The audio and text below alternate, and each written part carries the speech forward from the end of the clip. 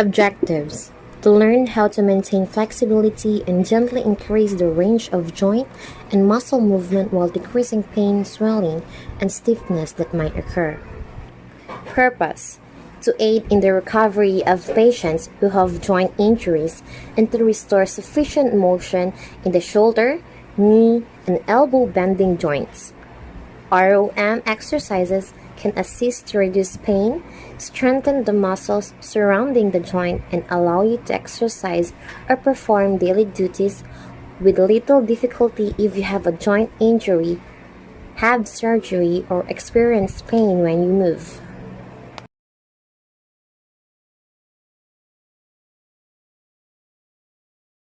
Exercise can help with strength, endurance, joint flexibility, coordination, and general well-being. Some general goals include to maintain or improve joint motion and range of motion.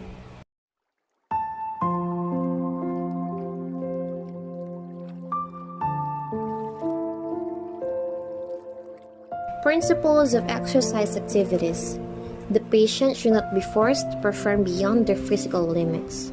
Make sure the patient follows the breathing rhythm that enables them to avoid the Valsalva maneuver. If physical or mechanical resistance is employed, try to avoid putting too much strain on the patient's skin, soft tissues, joints, and bones. Protect structures like hypermobile joints, healing fracture sites, healing surgery sites, and muscle or ligament sprains and strain that are prone to harm. If a patient has a history of cardiac dysfunction, it is important to properly monitor how exercise affects them. Verify the equipment being used to make sure it is reliable, secure, and stable. While engaging in the exercise regimen, use good mechanics. Procedure: wash your hands before telling the patient that you will be assisting in his muscle and joint exercise. If it's appropriate, ask visitors to leave, drape the patient for modesty, raise the bed to its highest vertical position. Active exercise occurs when a joint or body segment moves as a result of patient actively contracting their muscles voluntarily and within their full, healthy range of motion. Through strength and endurance can be improved, an improvement in joint range of motion is not to be anticipated. Shoulder internal and external rotation. Bring your arm to the side, being careful not to extend your elbow past your shoulder. Rotate your arm so that the forearm is pointing down toward your feet and then upwards toward your head. As you turn your arm, forearm is pointing across your stomach and out to the side. Keep your elbow at 90-degree angle and place it next to your torso. Shoulder horizontal abduction and adduction. Reach across the chest past the opposite shoulder while keeping your arm at the shoulder level, then extend your hand to the side.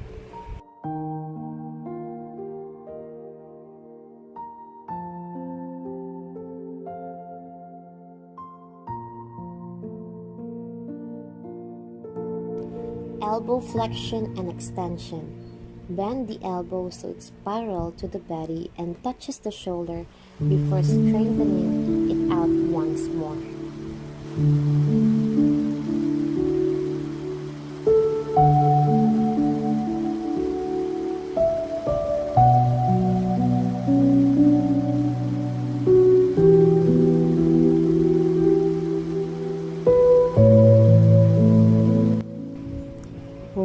flexion and extension.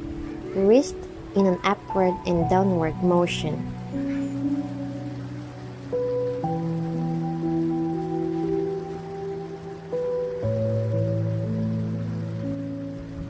Finger flexion and extension. Make a fist, then extend your fingers out together.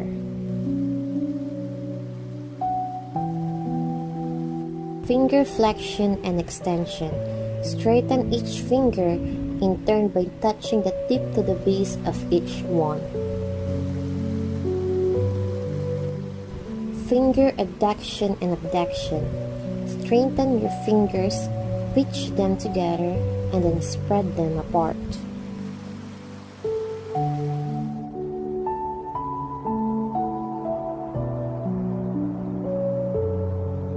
Finger thumb opposition. To form a circle, touch the thumb to the tips of each finger, opening your hand completely in between.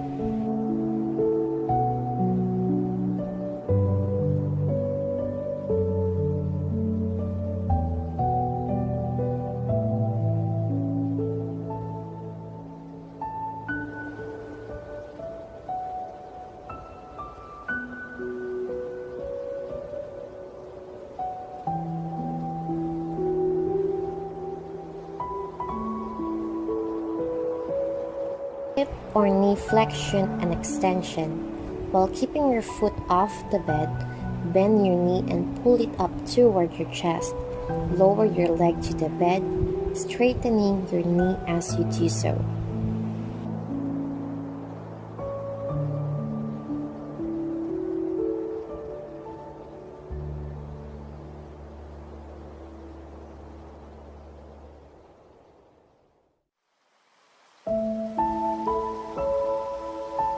Ankle dorsiflexion and extension. Upright and downward ankle flexion.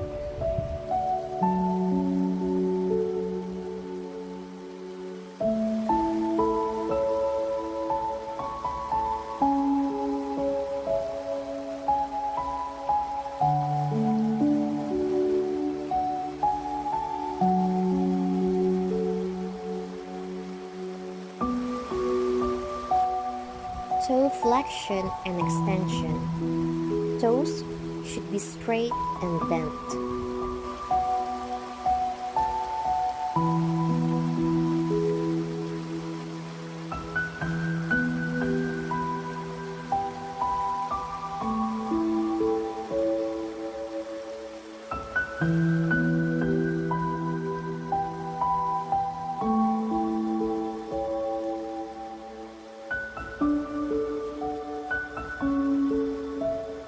Cervical extension and flexion. The patient should look up at the ceiling after moving their head so that the chin moves toward their chest.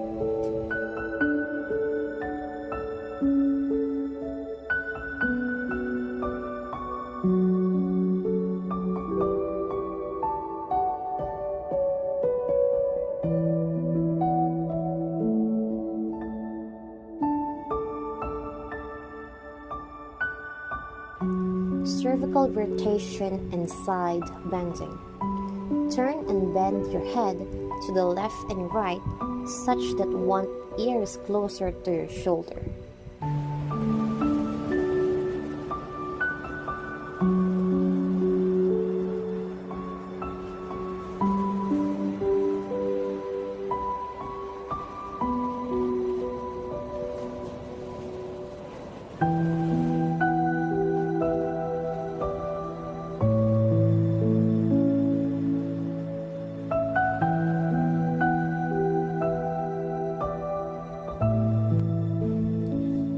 Lumbar spine flexion and extension. In a prone position, bend the torso forward as if reaching to your toes while performing a partial push-up to raise your chest while keeping your pelvis on the supported surface.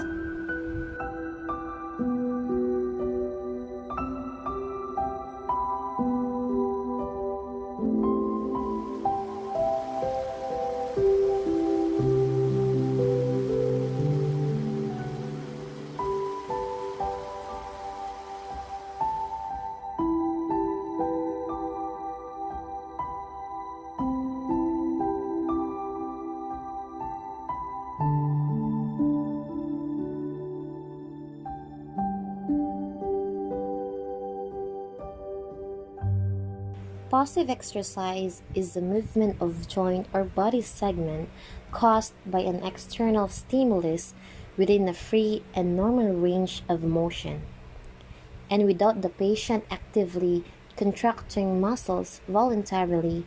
The external force may be applied mechanically by employing weights, pulleys, and continuous passive motion unit or gravity. It may be applied manually by the patient or by other person. Forearm pronation and supination.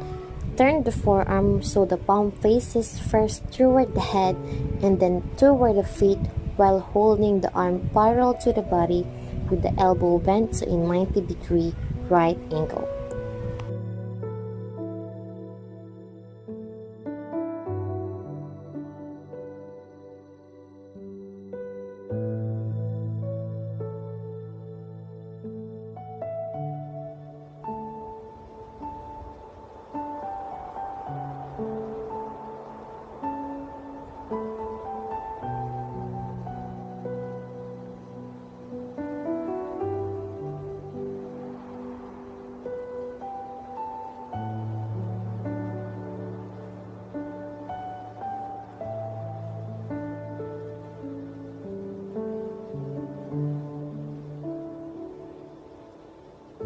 Quad sets.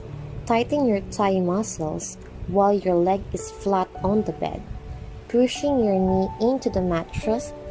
Hold for 5 counts, then release. Repeat the exercise with a towel rolled under your ankle.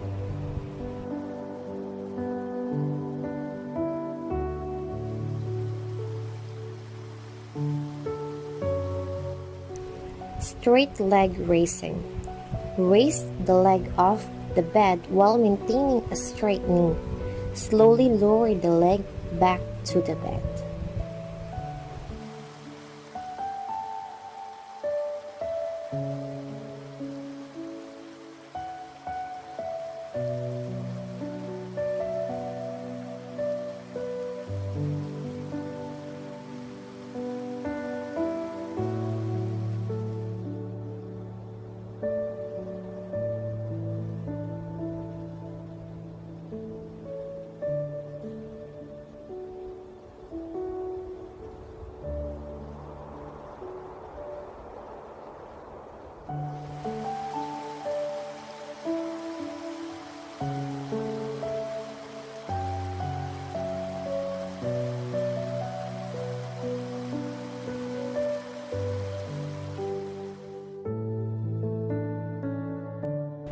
Hip abduction and adduction.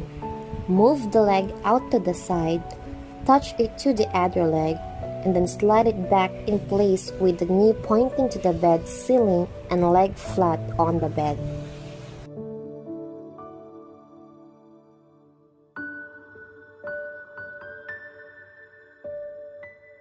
Hip internal and external rotation. Turn both legs so the knees face outward while lying flat on the bed with your feet apart. Then, turn them so their knees are facing one another.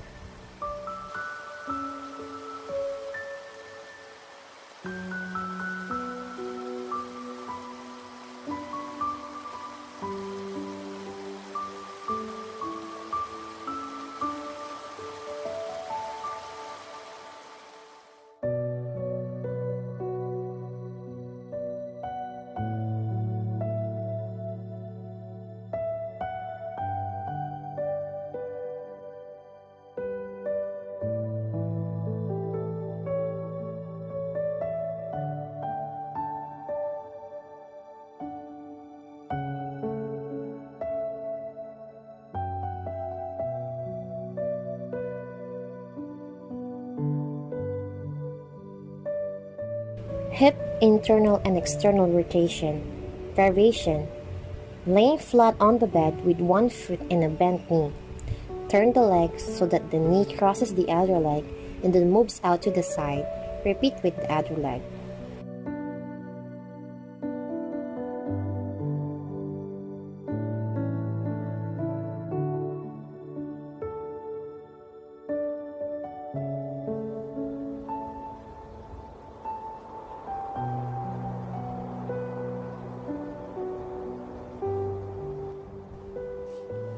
Bridging.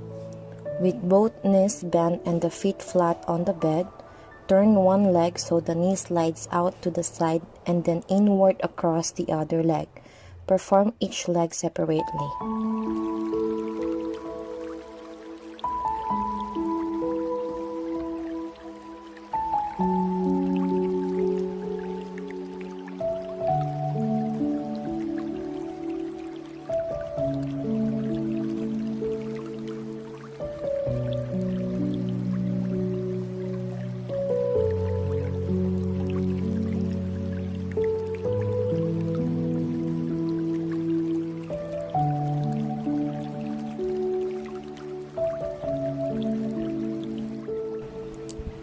Active assistive exercise is a type of active exercise in which the patient is assisted in performing the activity by an outside force.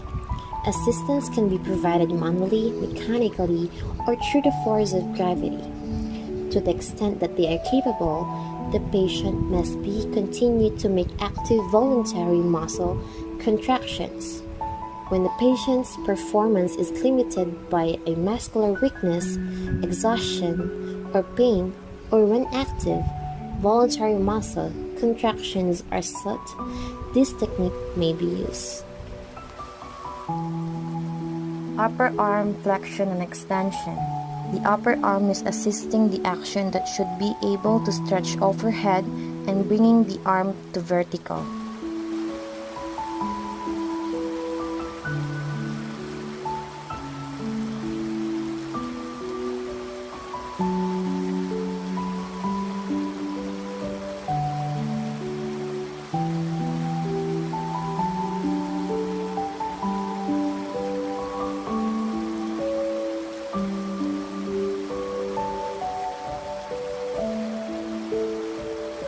Ankle, dorsiflexion and extension, upright and downward ankle flexion.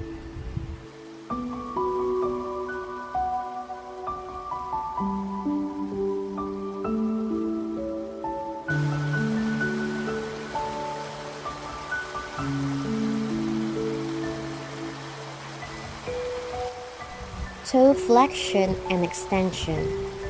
Toes should be straight and bent.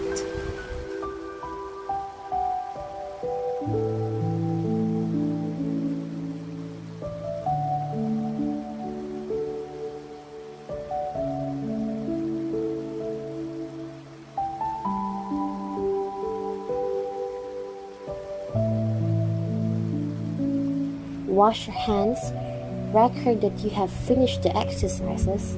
Also, make a note of anything you notice about the patient during the process. Perform aftercare, hand washing, and documentation.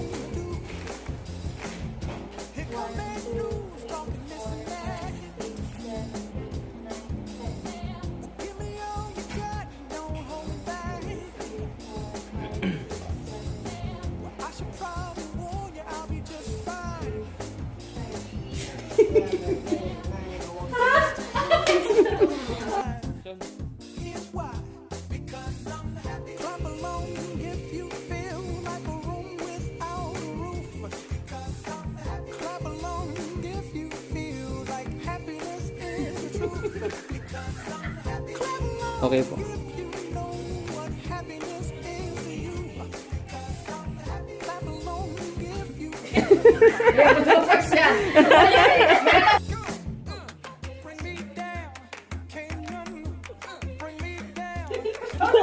Hello, ba't tumawa ka?